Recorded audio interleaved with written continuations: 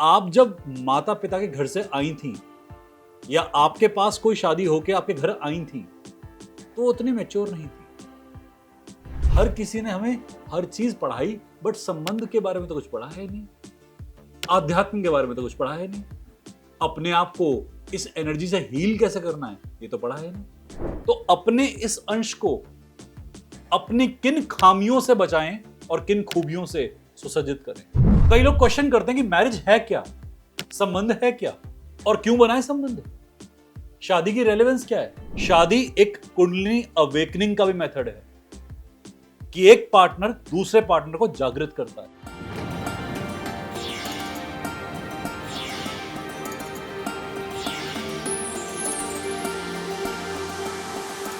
कई लोग आते हैं हमारे पास में रीडिंग कराने तो उनके कार्मिक चार्ट्स होते हैं। कार्मिक चार्ट में तो स्पेशली समझ लगता है कि कुछ साल आपको शांति से रिश्ते को महसूस करना होता है।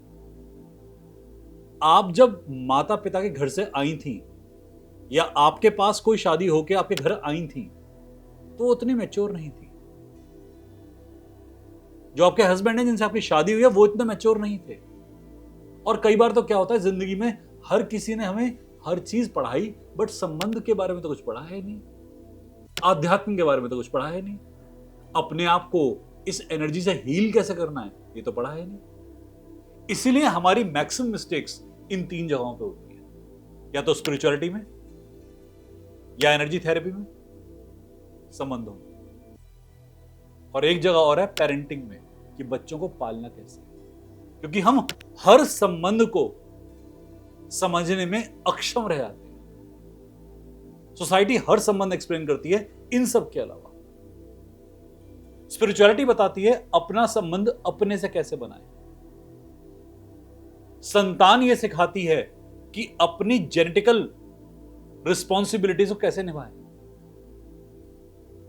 कोई आपके ही शरीर का अंश है तो अपने इस अंश को अपनी किन खामियों से बचाएं और किन खूबियों से सुसज्जित करें। शादी यह सिखाती है कि किसी अनजान के साथ कैसे तारतम्य बिठाएं।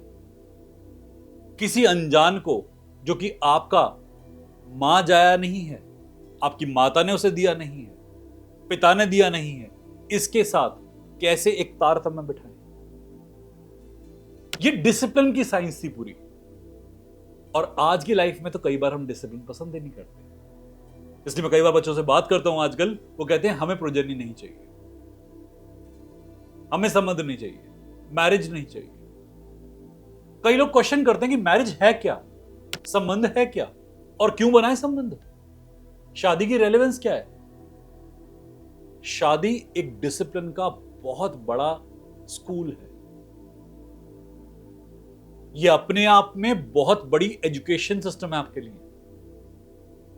पर बात यह होती है कि हम इस एजुकेशन को कॉन्करेंस और सप्रेशन के लेवल पे ले आते हैं कि हमें आप पे स्वामित्व करना है या दबना है, दबाना है। वहां शादी कुछ सिखाती नहीं, वहां आप योग नहीं कर पाते, आप केवल भोग करके रह जाते हैं। शादी एक कुंडलिनी अवेकनिंग का भी मेथड है कि एक पार्टनर दूसरे पार्टनर को जागृत करता है, जगाता है।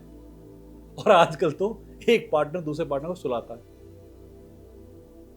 कि मैं भी सो रहा हूं तू भी सो जा, दोनों ब्लाइंड हो जाते हैं।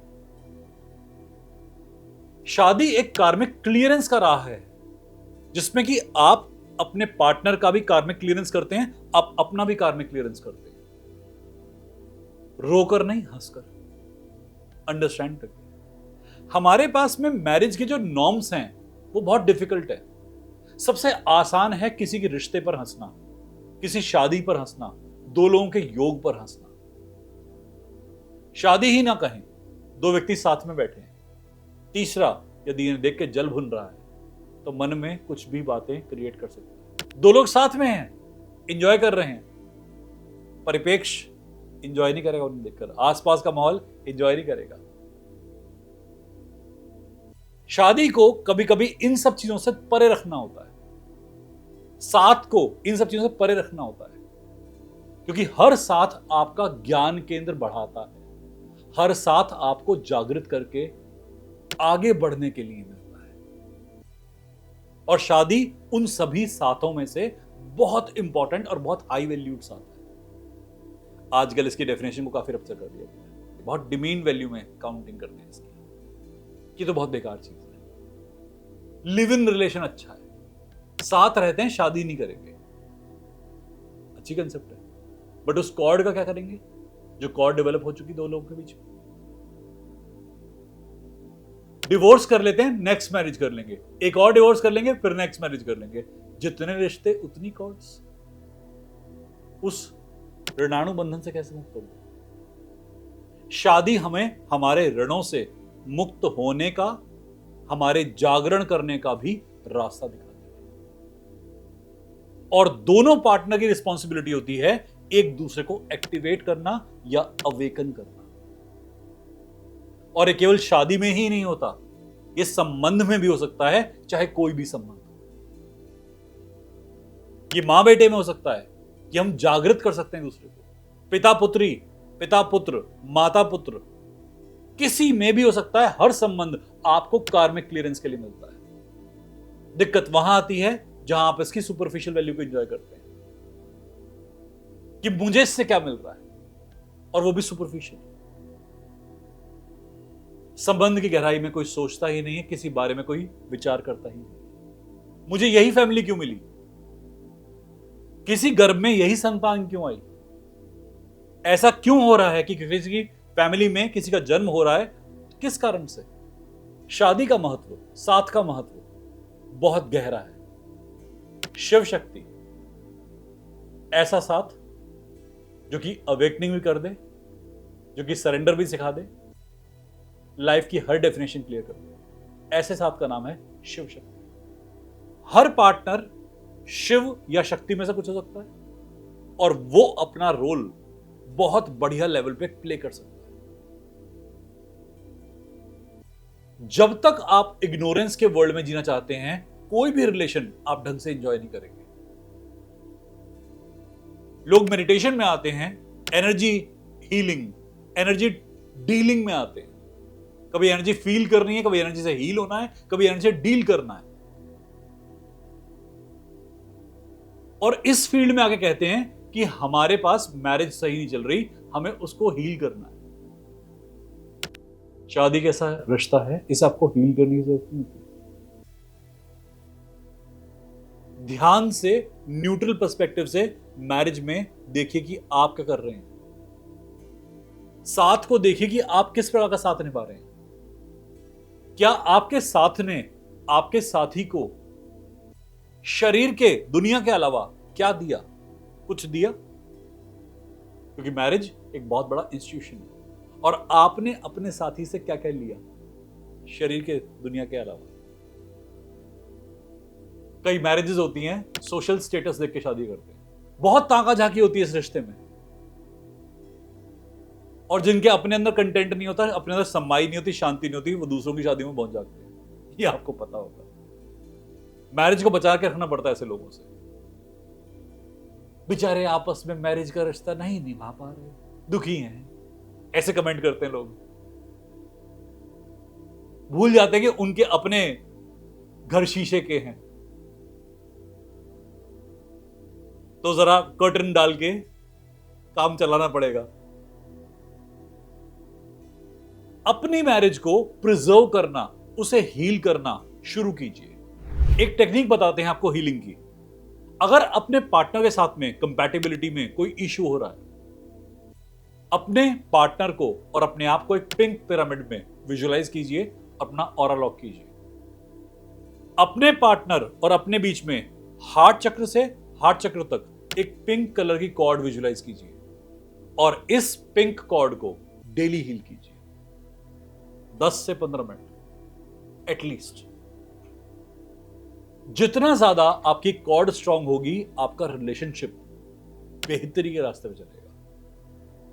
जरूरी नहीं आपका पार्टनर आपकी सारी जिम्मेदारियां उठाने वाला पार्टनर बने, कि तुम मेरी सारी जिम्मेदारियां उठाओ। आप मेल हैं, आप फीमेल हैं, आप हाउस वाइफ हैं, आप हाउस हस्बैंड हैं, कोई फर्क नहीं पड़ता।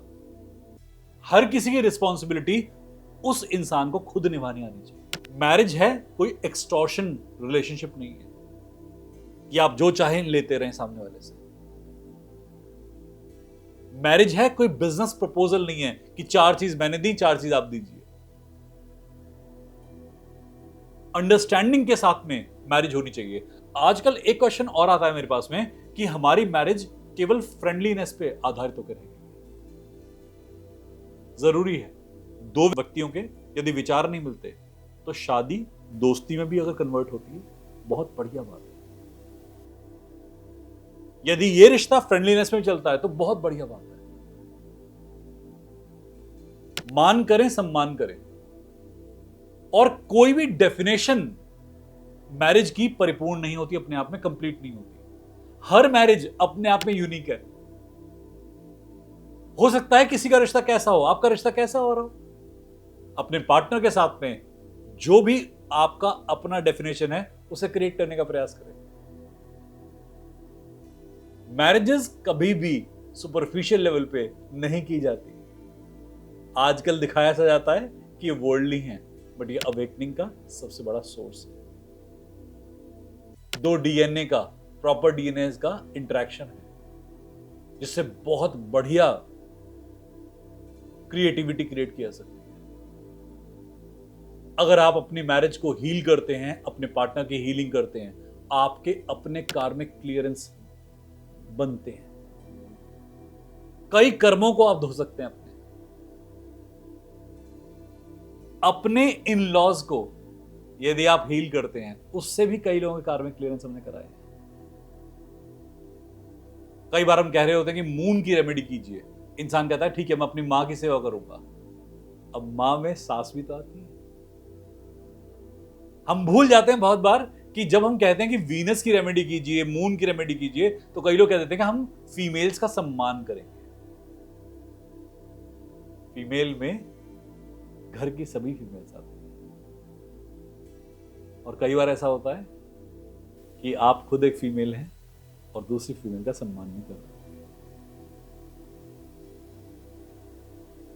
रेमेडीज करते वक्त भी हमें ध्यान रखना चाहिए कि हम रिस्पेक्ट को मेंटेन करेंगे।